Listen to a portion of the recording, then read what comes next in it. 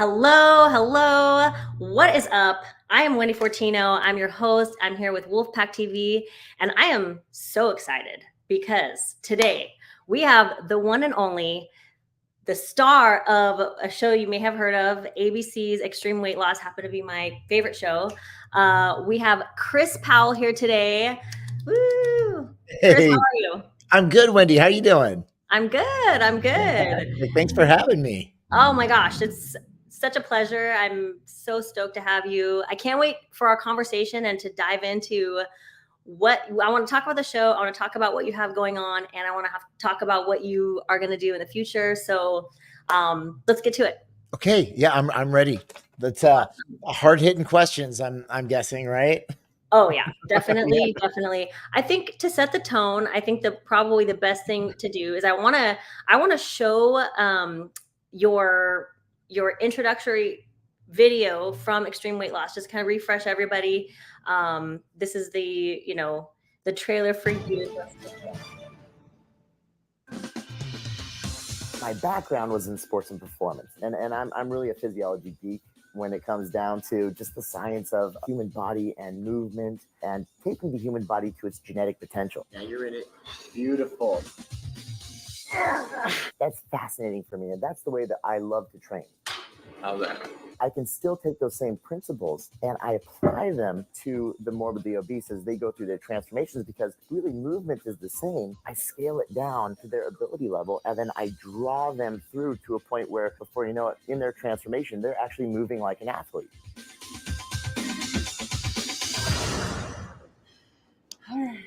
Three Ball Productions is the producing company of the show.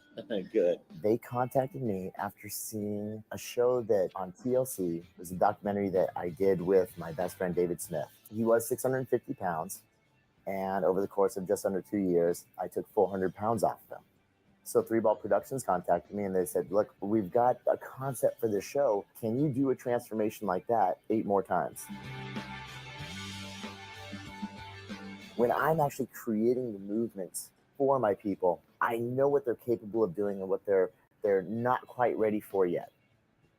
I've actually done a lot of training with weighted vests, and through the process of training with weighted vests, it allows me to see and feel the same movements but from their perspective, and it actually gives me a whole new level of compassion and understanding for what I should be doing with them and how I should scale things to their ability level to allow them to progress through these things without feeling like they're unable to perform. And that's what I do. I mean, I program transformations and I work with people through the process. Great job. Wow. I love it. I love it. That's so funny. I've never seen that interview, but a few things have changed. I look like a little kid then. I kind of a little kid. You're a Holy little smokes. younger. Wendy, that was like, I'm trying to do the math here. That was like 14 years ago. That interview. No, okay, there's a couple things. Okay, I want to know like even how you got into that, but I first want to actually start off with this. You know how like now that we're in the social media world and there are so many online coaches, so many transformation coaches, the thing that people may not realize is you were doing transformations like this before it was even a thing. Yeah. Yeah, it is. I mean, gosh, it's funny. They coined me. I had a gig on Good Morning Arizona. In fact, I still do. Almost like I'm going on over 20 years doing this now. And they started calling me on Arizona's Family. They started calling me the transformation specialist. Mm-hmm. This is like back in like 2003, 2004, and it's really cool. Just to see where the industry has gone, and also to see so many other people who have stepped up to guide, that have transformed, but also people to guide people through transformations. And so it's cool to see where it's gone. And it's also really cool to see the focus now, not so much on the physical aspect of the transformation, but the mental and emotional and the social aspect, which is even the concept of the show. We tried to touch on that. As opposed to just talking about diet and exercise, we really wanted to focus on all the other variables that impact obesity and how to improve health. And so things have changed a lot, but it's really cool to see where it's gone. I'm lucky to have been kind of there in the forefront of it as it happened. That was, I mean, you had overcome your own struggles leading into like doing this show. Which I mean, I think for a lot of trainers, a lot of people that, are really passionate about transformation, I think that it's normal that you tend to gravitate to helping people through their own struggles. And this is actually what I want to talk about with you too, because the show I feel like was such a strong kind of world for you to feel like while you're helping people, if you're struggling with something behind the scenes, that can usually mask a lot of things, right? Okay. And we'll go over that later. But first, tell me how your struggles maybe got you into doing this show and how that even came to be. Sure. Well, and there were quite a few struggles over the years. I mean, I found fitness when I was 14 years old, and that was after just years of being picked on for being the smallest kid out there. And so, I dealt with bullying a lot from like probably seventh grade. Like I would say, fourth grade to seventh grade were rough, really rough years. I was the smallest kid in school, and I was a target for some of the bigger kids. And it was when I was 14, moved schools, had a really, really rough time switching schools, being the new kid. And my parents, I came home from school one day and they had put a weight set in the middle of the living room floor. They removed the sofa and everything. They just left a TV and a weight set. And that's where I found fitness. You're like, this is my bliss. Yes. Yeah. And it's wild. After about, a couple months of just messing around on that thing, I noticed a change in my body. And that was the beginning of it for me, and it's interesting because if you look at almost anybody in the fitness world, who is a trainer, a coach, all of them had a moment in which where fitness changed their life. And fitness gave me my power back after being bullied for years. And so that was, for me, that was the beginning. And that's where I became just so passionate about it, not just for myself, but to share it with other people, because it made my life better. And I believed they could make everybody's life better. So that's where the original passion came from, was from those struggles and how fitness gave it back to me. And then just through all the other crazy ups and downs in life and some injuries, I ended up going through another chapter of life when I was heavily addicted to opioids. And it's from a herniation in my back, from an injury. And this is back in the, early 2000s when if you had pain, the doctor's like, hey, take this to manage your pain. And, gave me a massive prescription for Vicodin, and it got really, it went so far out of control, and it turned into hardcore opioids. And so I spent 2 years heavily addicted to opioids. I ended up losing everything, and spent a few months living out of my car, just sleeping on couches, just trying to get back on my feet and figure it out. So, and that was actually when it was a really necessary. How old were you when that was going on? I was 30, 28 to 30. Wow. And so, it's interesting because you're old enough to be an adult, but you're young enough to still be a kid.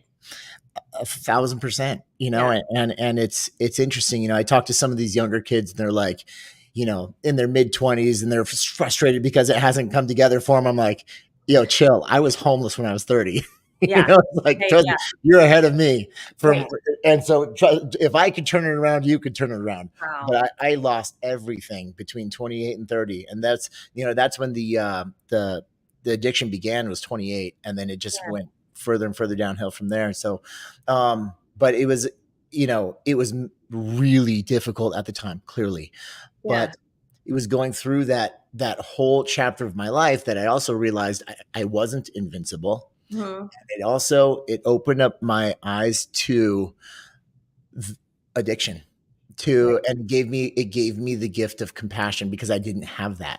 I was passionate about fitness and helping people through that channel, but I didn't understand addiction until, and I thought I was invincible. I didn't think I was an addict by any stretch of the imagination until I was. Right. And I realized this could happen to anyone.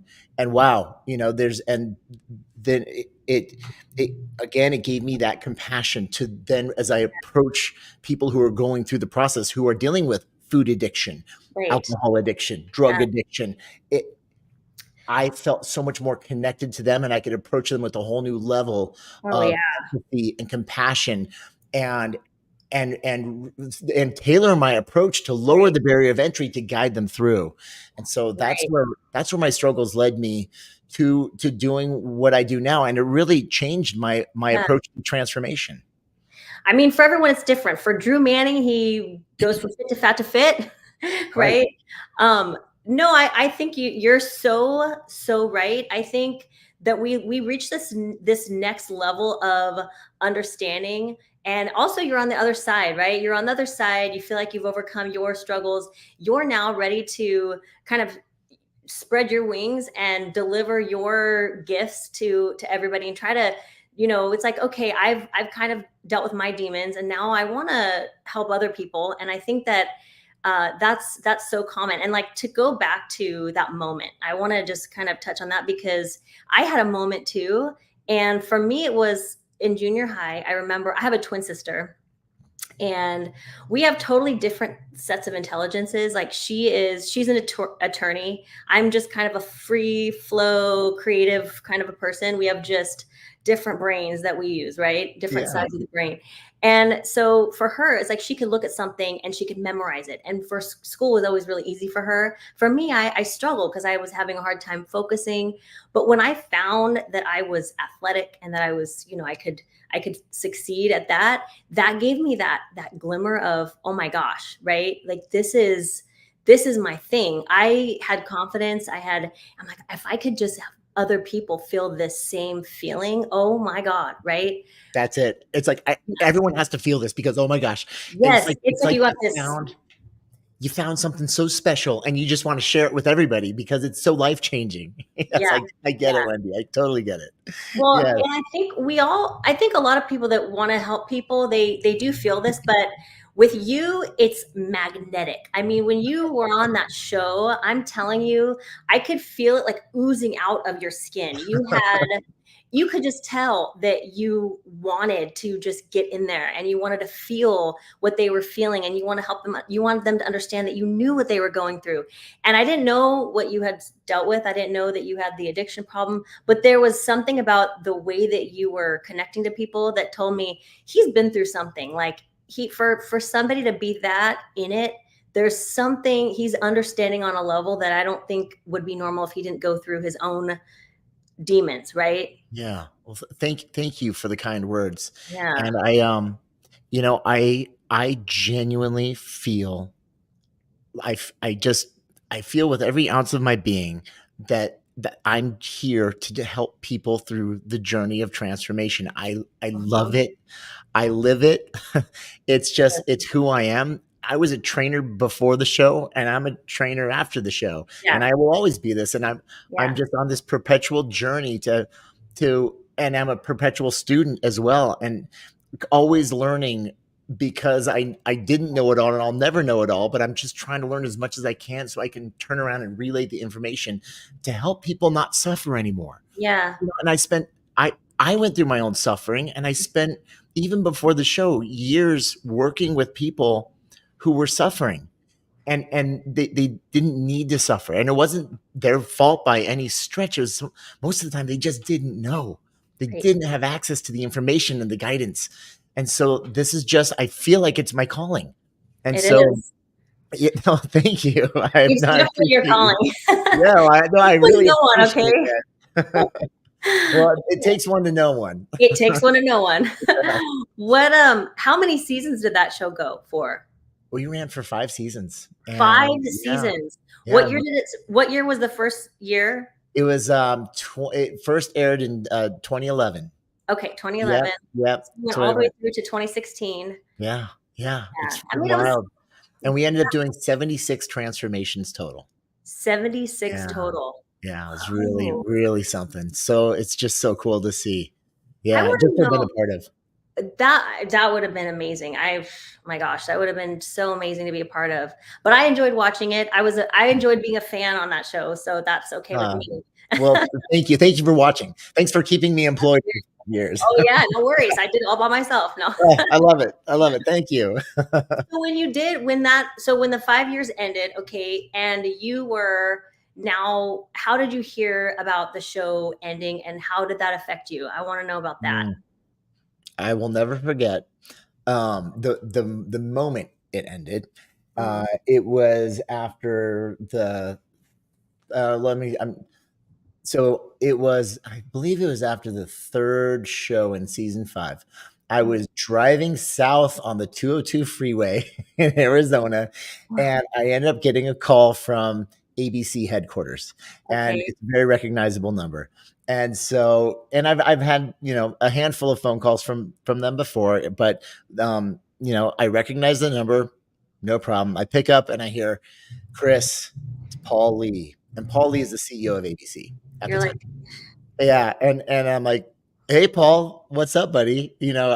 How's it going? He's like, yeah, hey, I'm here with Rob, and Rob was the new director of programming at ABC, and he said, I just want to start off by telling you how grateful we are that you have been such an amazing part of the ABC Disney family, and that you've changed so many lives, and thank you for everything that you've done. right. And I was like, immediately, I was like, no problem, Paul. Man, I first of all, I appreciate you picking up the phone and calling me yourself. Yeah. And Rob, welcome to the family. Even though you came on and you're kicking me out, but it's all good. Come aboard. But hey, here's the thing. Yeah. It's the nature of the business. I mean, And with we had to have a show go 5 years on primetime on Tuesday night for 2 hours, every Tuesday night.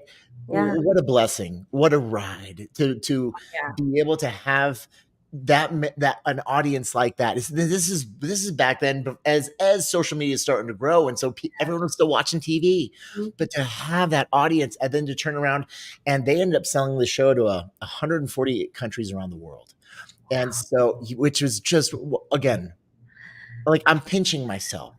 Yeah. I'm a trainer from Mesa, Arizona, and I've had the opportunity to not just help these people transform their lives, but then to put it on a platform and to air it around the world and give people hope. Because what the show was a celebration of the relationship between a trainer and a client, and it was to show everybody what we're capable of doing. It's humans. It's humans struggling and suffering and looking for a better way and putting in the work and the dedication and making our lives better.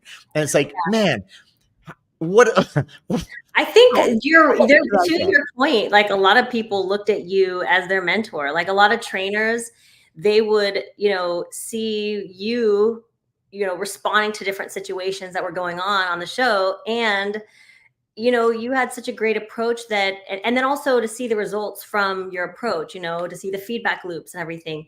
It was, it was like almost like a mentorship for coaches. We had training courses, you could get your certification, but also there's extreme weight loss where you can have this kind of virtual mentor on different scenarios, right? Yeah, you know what? It's funny that you mentioned that, because I guess it kind of was. Yeah. And that's, Of course. I must say, one of the coolest parts about this whole thing was, of course, people after the word, when they'd run into me, they're like, oh, I watch your show and I've lost weight and I was inspired. But really, more trainers have approached me than anything, saying, I watched your show growing up, and I was so motivated and inspired to become a trainer. Like, that's where I got my start, which was like, that means the world to me. Yeah. And like, that's so cool, because they felt the magic, they felt what it was like. And it was cool bringing everyone in so that they could feel what it's like, maybe not to go through a journey of transformation, but to help someone else.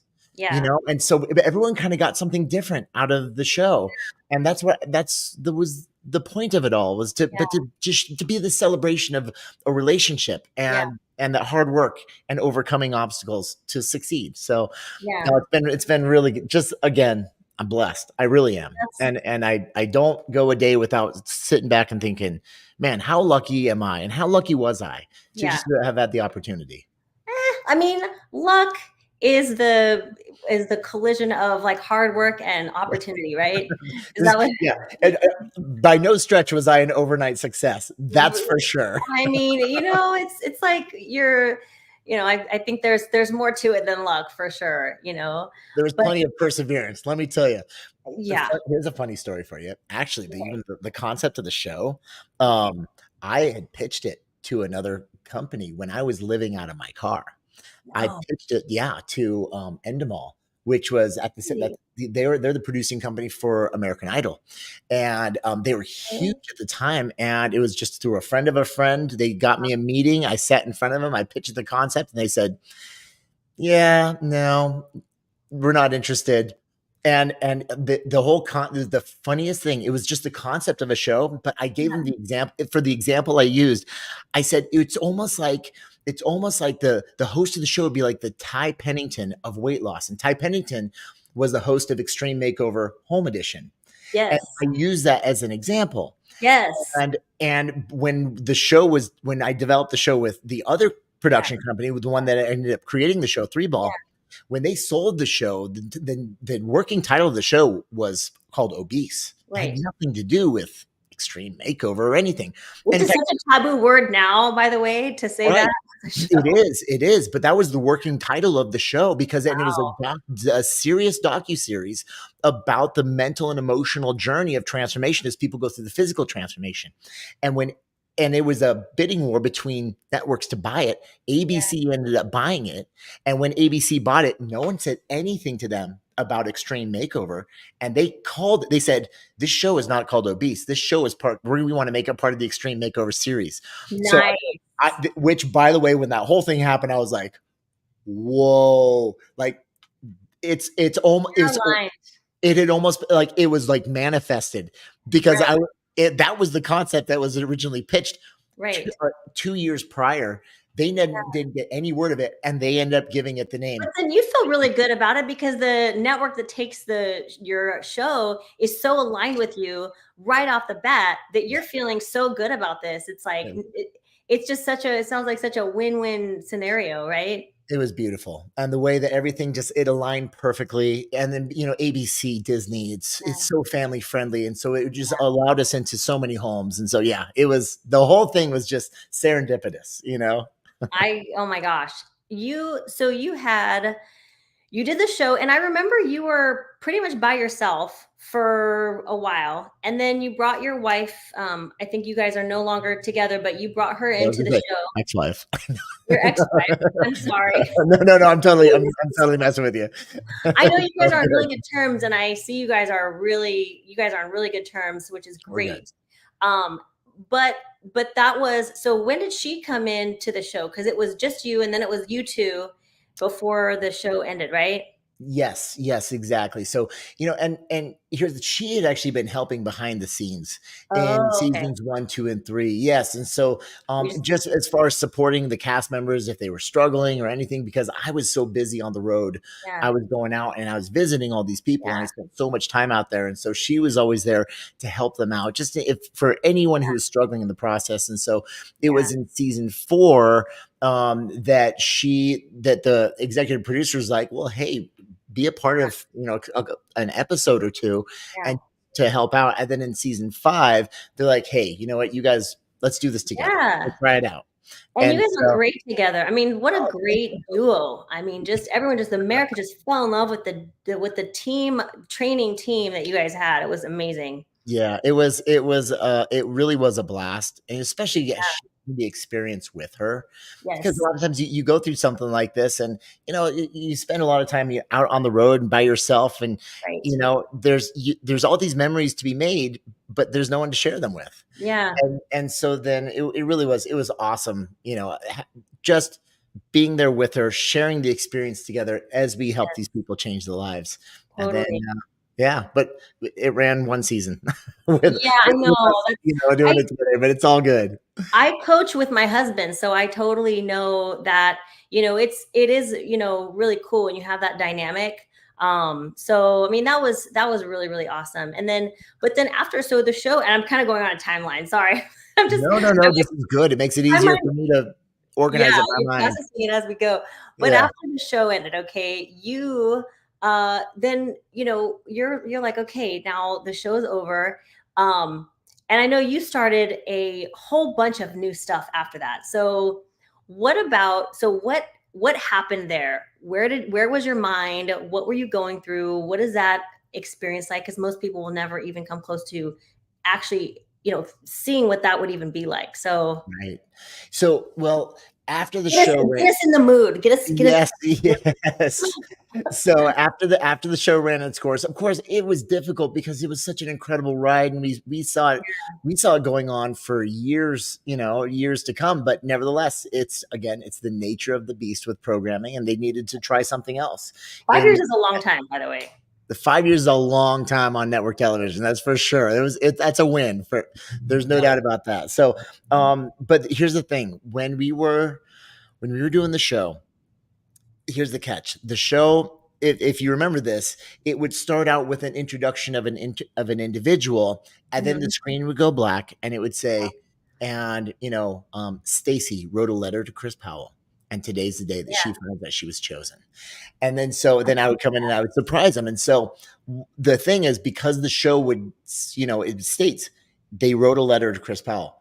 Over 5 years, we got over 1 million emails from people asking for help from all around the world. Yeah. What? And when I say 1 million people, and people are like, well, that's too many. That's a lot of emails. No, it was genuinely over 1 million emails, to the fact that we couldn't track all of them.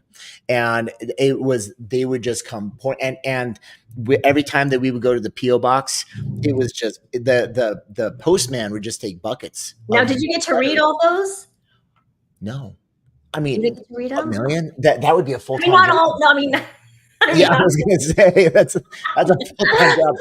Not all of them, but like you got to see some of them. You're like, Wendy.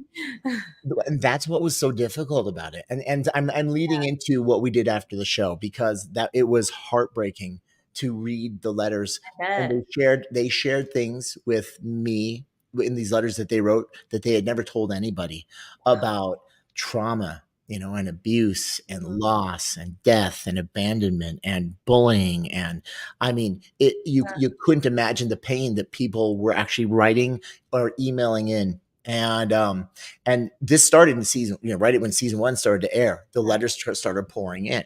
Yeah. And that's why early on, I promised myself, I said, look, when this whole thing is said and done, I want to build an online platform so that, because here's the thing, with all these emails of people asking for help, like we would do a casting call and tens of thousands of people would show up to be on the show, and we could pick 15.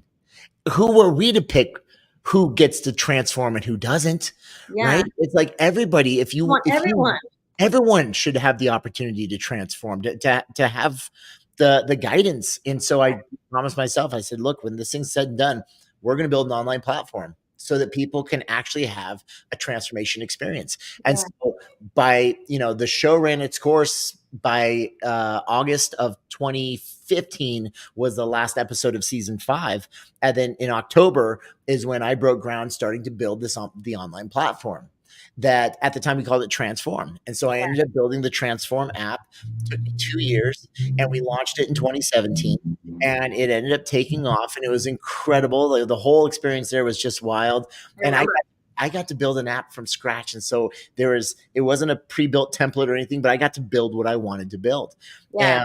And so that ended up taking off when we started creating iterations of that. Then that turned into, I got to formulate my own supplements and everything. So we started a supplement company. Well, really fast, before we get to the supplements, I remember that. And I remember you had people in that you had done transformations with from the extreme weight loss. Yeah. Which I thought was so cool. You brought them into your app to work out with you and do the sessions with you. So I just want to point that out because I thought that was really, really cool. Oh yeah. I mean, the people I worked with on the show, like if you felt a connection between me and them on camera, it's very real. Rachel from season 5 is my vice president of operations and sales right now. She's one of my best friends of all time. Yes. That's awesome. I love that. I love that. Yeah, she helped me create my nonprofit, Move 1 Million. She moved from LA to here. Bruce, who's from season 4, I know a lot of people know him in my community, but yeah, he moved from Utah down here and he started coaching, and he's transformed hundreds, if not thousands, of lives already. I mean, like, no, these relationships are very real. And Yeah. David, the first gentleman that I ever worked with, even before the show, who I helped lose the 400 pounds, like one of my best friends, he and I were just texting today. So. And I would have guessed this. I would have guessed this. I could see the connections. I would have. This is if you said, "Where is Chris going to be with these people like 10 years from now?" This is what I would have guessed. Oh yeah, I mean, they're my best friends. They're my extended family. You know, Dana, Yeah. I saw him. He was in season 1 of the show. I saw him in the clip and everything. He and I were just texting 2 days ago. I mean, it's just, yeah, it's just really, it's just, again, I'm so blessed. I'm just some of the greatest people in the world that, right? you know, they came into my life with the show, and then we continue to move forward from here. Wow. Okay. So 72 transformations, which means you have 72 best friends. Yeah, it feels that way. Yeah. Well, maybe like 62. There's a few that might not have had a good experience. There is a very small handful. They're like, you know what, I'm good. You mean you're not perfect? You're not. Well, here's the thing. I think I'm good with almost all of them. But they, you know what? Here's the thing. The actual world of production is a different world, though. And so there was always a line between me guiding them through a journey of transformation and then production. Then the production needs to get the shot. They need to do what they need to do. And so a lot of times sometimes they didn't have a great experience with production, but I believe that my relationship with them, I love 99% of them. Right. Put it that way. Yeah. Well, we're humans, right? I mean, you can't be a robot. I mean, it's a two-way street. That's the thing about, when you're helping somebody, you cannot give, complete, utterly just every ounce of your soul and be treated with nothing back and just be expected to just give. I mean, helping people understand what that two-way street looks like is part of the process too. Absolutely. And if you're able to do that with 99% of people, I would say that's a win. Yeah. No, and I'll be honest with you, there's actually only one that I've got an issue with today. and I didn't think I did until some shenanigans were pulled, and I was like, dude, I thought we were bros. What the heck? And it's me. And people don't know this, but it's me. No. Yeah, right. Exactly. Chris, no. No, I mean, I think what's crazy is that you did have the amount of transformations that you had. You said 72 transformations. And so such a high percentage of those people you continue to stay in touch with. Now, my question is, aside from maybe the connections that you had, staying in touch with them, how many of them have continued on their transformation and, the opposite? Oh yeah. And I wish I knew the exact number. It's wild. I went through a list I was going through to see, I was like, wow, which ones, struggled after the show. And to full transparency, a lot of them, if not most of them, struggled after the show to the point where they started gaining the weight back. Many of them did. The one thing that I saw in common with most of them is, and as we went through our journey of weight loss, they lost 150 to upwards of almost 250, 300 pounds. Wow. And I did see most of them start gaining the weight back, but also most of them started to catch it once they gained back maybe 30, 40, 50 pounds. And they found a new a new normal there. About 30, 40, 50 pounds from their lowest weight. Right. Which, if you ask me, that's a win in my book. Yeah. It's like, okay. Yeah. Their goal weight was, a lot of times it was low. And so it's like, okay, but the fact that they would catch themselves and they would find a really good happy medium between that and then their highest weight, great. There were a handful that gained all the way back, or a lot of it. And what's really interesting. So Rachel, who's my vice president of sales and operations and everything. So she ended up, after the show, she ended up gaining all of it back. Oh man. And yes, but she was also during the process. What we didn't realize is that she was also she was an alcoholic, so Oh she had a yeah. severe alcohol addiction. So, and she had replaced her addiction of food with more alcohol. Got And it. so, sure enough, as she started to battle her alcohol addiction, started going through the recovery and the 12-step program, she gave up alcohol. She went back to food. And Totally. so she ended up gaining a lot of the weight back, and then she ended up moving out here, and she lost it all. And Yeah. so she's right back on track, and I mean, 20 pounds away from her goal weight right now, which is super cool. But I can yeah, tell you're excited. oh, That's I'm so happy for her. It's so cool to yeah. see. Again, there's no cameras, there's no pressure, there's no nothing. Yeah. It's Yeah. just her gaining Yeah. control of her life back, understanding herself on a whole new level. And you ask her now, and she'll tell you she had to go through that process. She had to deal with her addiction in Yeah. order to get here now, because it would have never been permanent, because there was too much that she was hiding. And so Yeah. now it's full transparency, and she takes full ownership, extreme ownership of all of her actions. And since she started doing that, now she's turned around and she's lost the weight, but she has all the tactics to keep it off for the rest of her life now. And she's done it comfortably, which is wonderful. So, but going back to your original question, Mhm. it is really cool though, because I was going through the list and I'm like, wow, Jackie looks great. Raymond and Robert doing great. Okay, yeah, You Ashley's keep doing up with great. it. And so it's Oh, really cool to see, because they've so many of them, they've kept it yeah. off. Yeah. Again, like I said, maybe gained 40 pounds back. Yeah. Some of them struggled a lot. And they end up gaining it all back. And that's the nature of addiction as It well. is. It is. It Mhm. is. I mean, and you can only do so much to be such a part of someone's life, you know? Yes. I'm wondering, okay, how much of your decisions were like, did you have full control over when you're on the show? Because there was one scene, and I mean, I could pull it up, but it was, you and Heidi, you were having a little bit of a disagreement on what you should do with one of the clients. And Mm. I think you guys both decide, and I don't know how much of this is you or how much of it was the show, but at what point the person has had enough of the one-on-one with you and you're able to let them go off and do everything on their own. And you're making this judgment call based off of you trying to be instinctive on, okay, where is this person at mentally? Are they in an emotional, mental state to be able to continue this journey without me there with them? How Right. is that? Like, so tell me about that, because I was so curious to know. So while we did have a decent amount of autonomy over the decisions that we made on the show, which is wonderful, because we had we had control over that. But we also, what a lot of people didn't see on the show, is we had a team. We had a head psychologist, and then we had a team of doctors as well. And It would be so, awesome if every trainer had that. wouldn't that be something? And that's actually, I learned Yeah. so much from them, Yeah. because my scope of practice is I'm on rails and I have to play within boundaries. And so if we need to determine if someone is like mentally and emotionally stable to either go home, or if they need some sort of,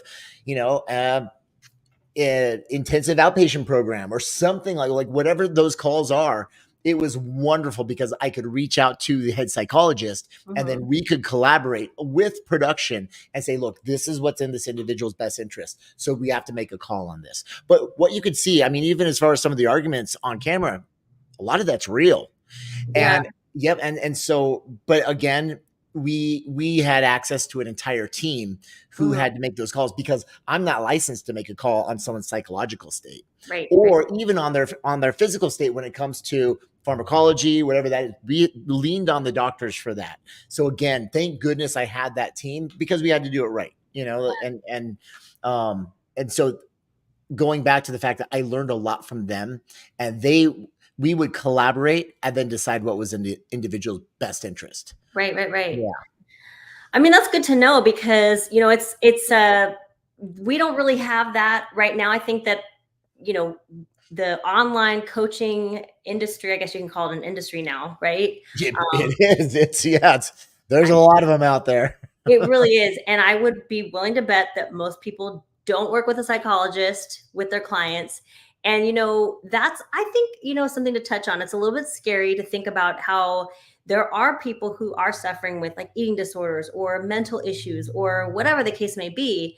And, you know, they hire maybe a coach from Instagram or whatever who doesn't have that specialty, the credentials, the license to be able to work with those issues.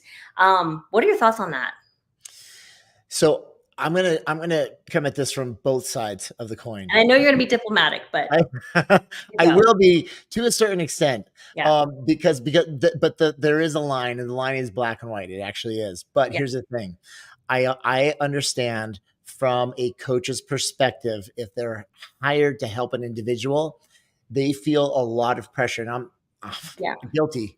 You feel a lot of pressure to be the end all be all, to be the know-it-all, and to have all the answers for that individual, even if you don't. Yep.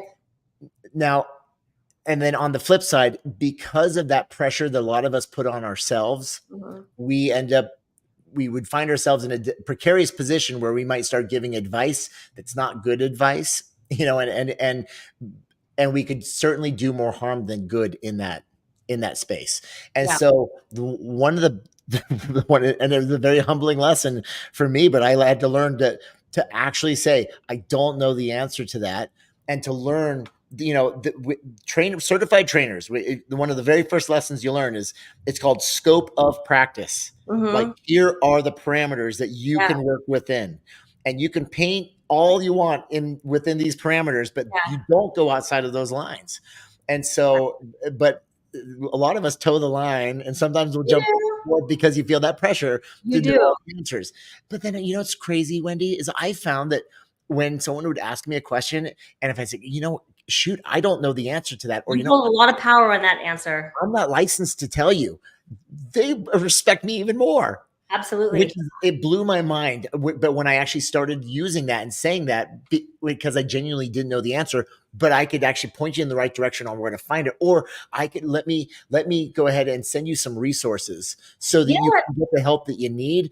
I mean, I literally just had, it was on a Zoom 3 days ago with my group of people. And it's like, they'll ask me a question and I'll let them know I'm not licensed to actually answer this or to guide you in the right direction. However, and I would click and paste, you know, here's 4 different resources that you can actually reach out to help you. And we were talking about a binge eating disorder. It's funny that you actually mentioned that, because that's a very real part of helping someone through the journey. We're going to encounter people that have either had one in the past, they are inclined to developing them just based on their mental, psychological, emotional state, et cetera. So to say, look, I can guide you through this aspect because this is within my lane, but outside of that, there's some incredible resources here and some good people that can help you, and we can work in tandem, you know? And so, you know what I've noticed about that?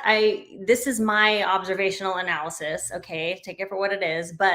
And this is also from me going through my own journey of, you know, and you probably might've been like this too, but like around junior high, when I found some success in athletics and I was, you know, kids would like, what do you eat? Like, how do you, and I pretend, I thought I knew everything. I would give like kids workout plans. I was like, you know, 15, 16 years old. I was like, I'm a pro, like I know.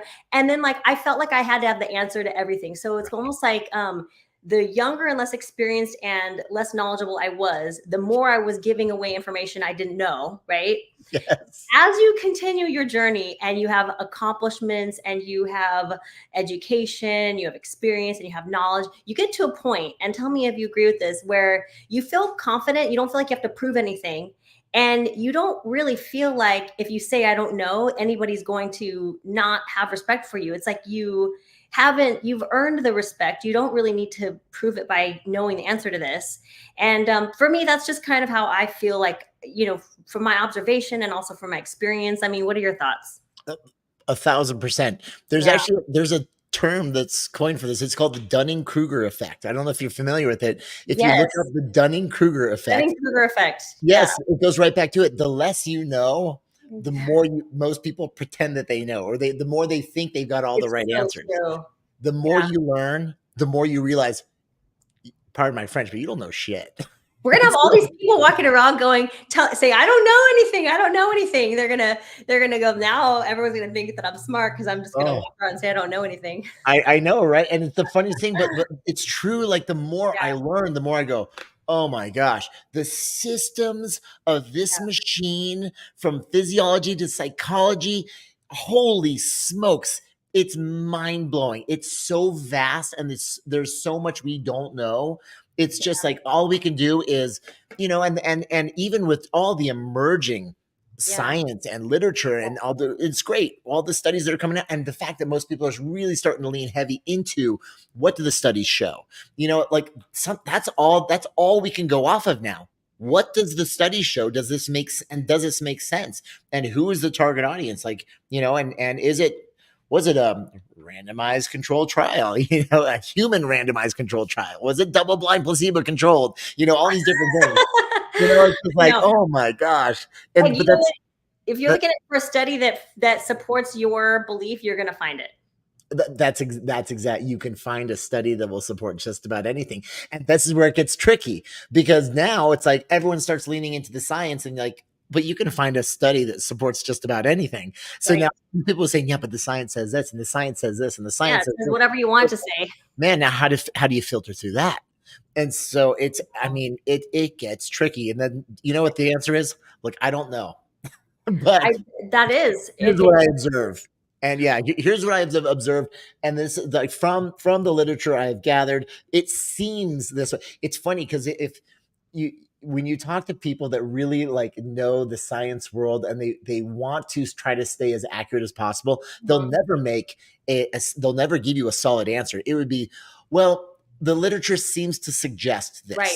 Right. And it appears based on, the studies that it would be, people are more inclined to do that. It's never, this works, that doesn't work. No, it's just all we can go off of is what appears to be true now. I think science can really box us in. I went straight from undergrad to graduate school. I basically lived in a lab while I was getting my graduate degree, and I was in this box where everything had to fit inside of the box, right? Mm-hmm. If the circle didn't fit in the box, I would try to make it fit, because it had to be this thing that I learned, and it had to be by the book.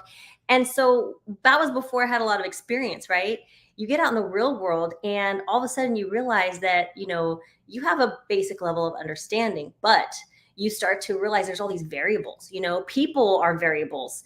People who are variables have variables. And when you start to integrate all these variables, and you have to become a problem solver, and be open to learning new things, because, I think that is a crippling effect that I think the science world has, is we see people, they get so, into that it has to be in this box, that we don't really realize that these are humans we're dealing with, Right. And another thing too is vocabulary and jargon. We cannot expect people who didn't go to the educational, kind of background that we had to understand terms. I don't even use big terms, because it doesn't make any sense. I can't communicate with people that way. Right. The right dorsum connected to the left hippopotamus. Yeah. I mean, nobody is going to talk like that. Nobody can understand or make decisions that way. So to be able to talk to somebody on a human level and help them really truly get change. I mean, what are your thoughts?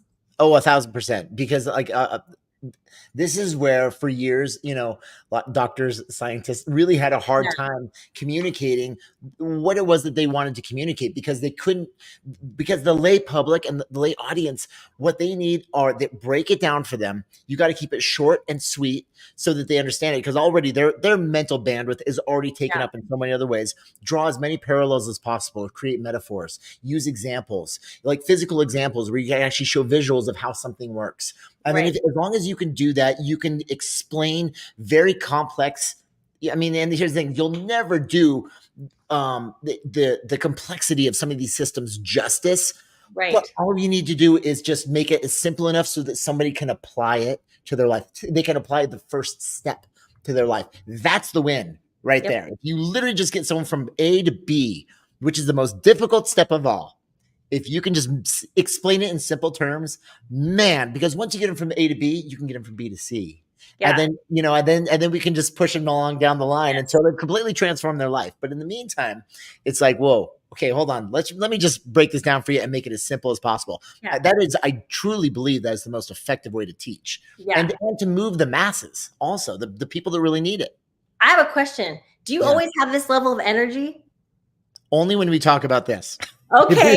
If we're talking about like I'm like this. finances, or like automotive repair, I'm like, I'm not the only one. Yeah, no.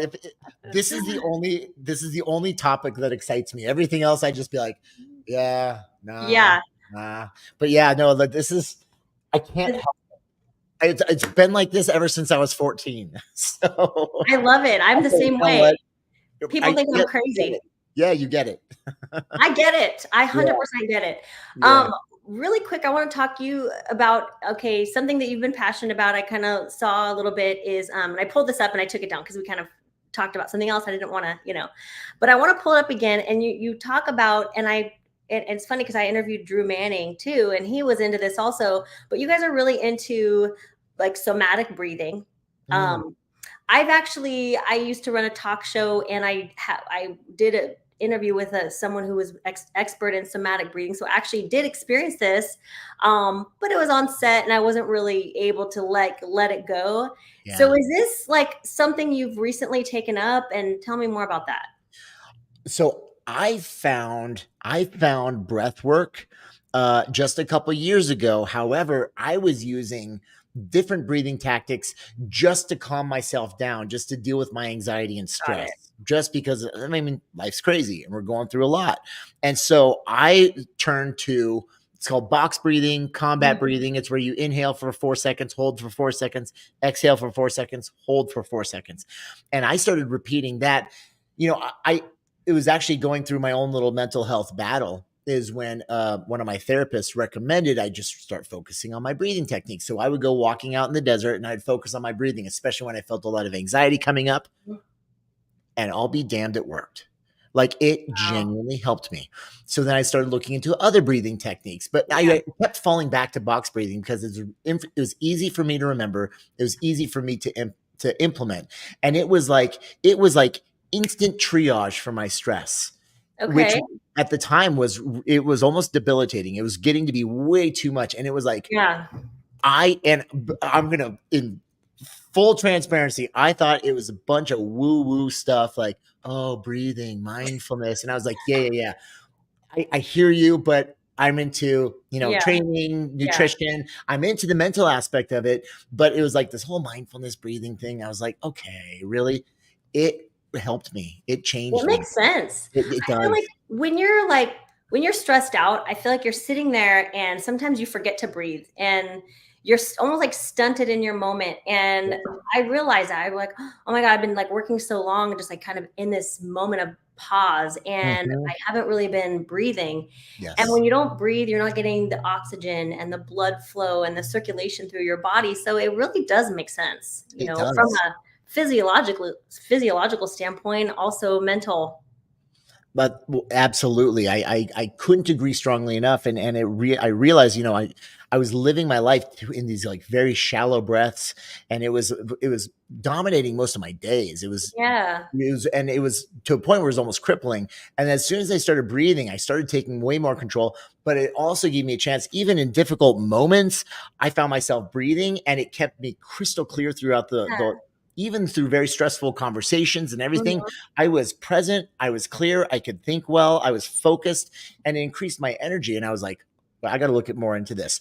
Oh, and sure enough, it activates the parasympathetic system. But at the same time, also, as you're going through that breathing, it also keeps more activation, because when you start to freak out, anxiety starts to kick in. You go through this thing called an amygdala hijack, where you go into this fight or flight, your sympathetic system fires up, and you can't think clearly. Sure enough, it brings all that energy back to the prefrontal cortex, and you can actually think clearly. And once I understood that, I was like, oh, this makes sense. And then when I employed it, I could feel it. I actually got like a real life experience in that. I went, holy smokes, this tool has been at my fingertips for 46 years, and it took me this long to figure it out. And it's free, right? Exactly. Free air. Yes. So I started using it for triage for my anxiety and stress to help me through my days and whenever I'm experiencing difficulty. And then there's another gentleman just this year, Lucas, Pearson. Lucas Mack is what people call him on Instagram, but great dude. Yeah. He's out in Hollywood, and he ended up coming out here and took me through a breathing experience where instead of activating the parasympathetic system, you do these big, fast, deep breaths to activate the sympathetic nervous system. But it's for this massive emotional release. Right. And it was I literally went there thinking I was going to go through a breathing experience. I was going to be super chill. I cried like a baby. I didn't expect it at all. Really? Emotions that were deep down from Whoa, really? back started pouring out, and it was uncontrollable. Yes. Now, were you in a room with like other people going through the same? You were just by yourself? I was on a rooftop with my buddy, and as Lucas was literally guiding us through this process, and he's got a real gift for it. And whoa, wait, hang on, wait, hang on. Okay, so you're. Whoa, hang on, Chris. Sounds crazy, I know. Wait a minute. Okay, so you're on a roof. Yes. With your friend. Doing breathing exercises, having an emotional breakdown. Okay, continue. Yes, it was a flat roof, by the way. If anyone's got a visual in their mind, yes, it was a flat roof because we're in Arizona. Yes, and it was an hour long of these breathing exercises, and about 15 minutes in, just this emotion from, levels deep. It just started coming out. Yes. And like these things, and I was feeling events that had happened over the years that were traumatic. And it was just coming out in as I was sobbing. Wow. And that then opened up my eyes to a whole new world of breathing, not for, triage for stress control, but also for deep healing. And it was, and so breathing allows us access to many systems, and it's really powerful stuff that I don't fully understand. Here we go. I'm going to tell you straight up, I don't fully understand it, but you do though. But you know what's more powerful than that is the fact that you believe it's working. Yes. That's the most powerful part of what you're doing, is that you truly believe in it. And when you decide that something's working, it's going to work. That's the power of the mind, absolutely. Right? Yes, it really is. It really is. And then there's so much to that too, just the belief aspect of it. And you believe it. Like I can tell in your passion, you committed fully to this, and you went into it with the decision that like you're open to this working. It caused a reaction from you, and at that point you were like, this is my thing, this is working, and you're connected to it. And I mean, that is really a testament to the power of the mind and what you decide that you want to work for you, right? Yes. Well, and the power of going all in. Going all in. For anyone. Yes. It's like you want to go through a transformation, trust the process, go all in. You want to heal from breathing techniques, go all in and see where it takes you. It's like, what do you have to lose? Agreed. Yeah. Oh my gosh. It was an eye-opening experience. I'm so glad that I had the opportunity. Man, gosh, Chris, I feel like we could literally talk forever. I mean, what was that? We're just scratching the surface right now. I know. I have to bring you back. I need to know more. But we started off like kind of talking a little bit about you and how you got into the show on ABC, and then kind of a little bit about what happened with those people, where are they now, and now what you're up to. And like you said, we're just barely scratching the surface, but you're a very fascinating person, and I am thoroughly enjoy this whole conversation. So thank you, Wendy. Well, it's nice to reconnect because you and I, we've met before in the past, and so it's nice that we could finally do this at bodybuilding. And you you're a pro. Yes. Yes. Yeah. When did you get your pro card? 2019, actually. Congratulations. Thank you. What an incredible journey that was. That was so much fun. Yeah. And it was, I have such a huge appreciation for the art of bodybuilding. It is truly an art. And when it's done the right way, wow, it's so incredible. And it gives you a whole new appreciation for your body and how to control it. Like it was a fun journey. Because you're training like an athlete, and you're strong, athletic, and then when you train for bodybuilding, you have to be mindful of creating something. that is a whole nother, whole nother way of training for sure. Yeah. I did the CrossFit thing for years and I loved it. And I still splash a bunch of CrossFit workouts into my Amazing. regimen. Totally different. It's great. It's a different world. But then, with bodybuilding, you are an artist. Yep. And it was really fun going through that process. And I gleaned so much from it. So I still approach my workouts that way because I love the aesthetics of it. I love the control of it. Like, it's fun. But then I also love the stamina and the speed and the power of with CrossFit and with powerlifting. I got into powerlifting for a while. And so it's just fun stuff. Are you still going to compete? Are you going to compete at all? I don't know. You are. I could tell. That was a yes. Some of my buddies, my coach is like, dude, you got to get up on stage. You got to get back. You're going to do it. Yeah. A good buddy of mine, very, very common name. A lot of people know who he is, Sean T. He's been going through the bodybuilding journey himself. And so he and I, we have the same coach so Sean's going for his, I know his girlfriend. I compete with her. Yeah. Carly Starling. Yeah. Most incredible people ever. I love them. And so Justin's like, dude, we got to get you back out there. And now Sean T is just like, dude, we're getting you back out there. So the pressure's on. I'm like, hey, hold on. Let me sort through a few other things in my life right now. Yes. But I'm not against it. We'll just put it that way. We'll see. Okay. I want to have you, Sean T, and Justin all together. And we're going to have a conversation, the four of us, and we're going to talk about it. Let's go. Are you still competing, Wendy? I am. I just actually qualified for my 8th Olympia. Whoa. I know. It's amazing. Congratulations. But you want to know what's crazy about it? Is I went into that show thinking this might be my last show. I felt at peace. I'm like, I'm good. I don't feel burnt out. And now I'm doing the Olympia. There you go. Yeah. Well, not yet, my friend. You can't leave quite yet. Yes, the journey's not over for you. No, it's not. Oh, that's awesome. Well, I'll be cheering you on every step of the way. Thank you so much. Don't go anywhere. We are going to wrap this up, but stay there with me. And I just want to say, everyone who is watching, will watch in the future, we appreciate you. Thank you so much for joining us. And until next time, make sure you go to wolfpak.com for all your backpack, duffel bag, and meal management needs. Until next time, we'll see you guys later.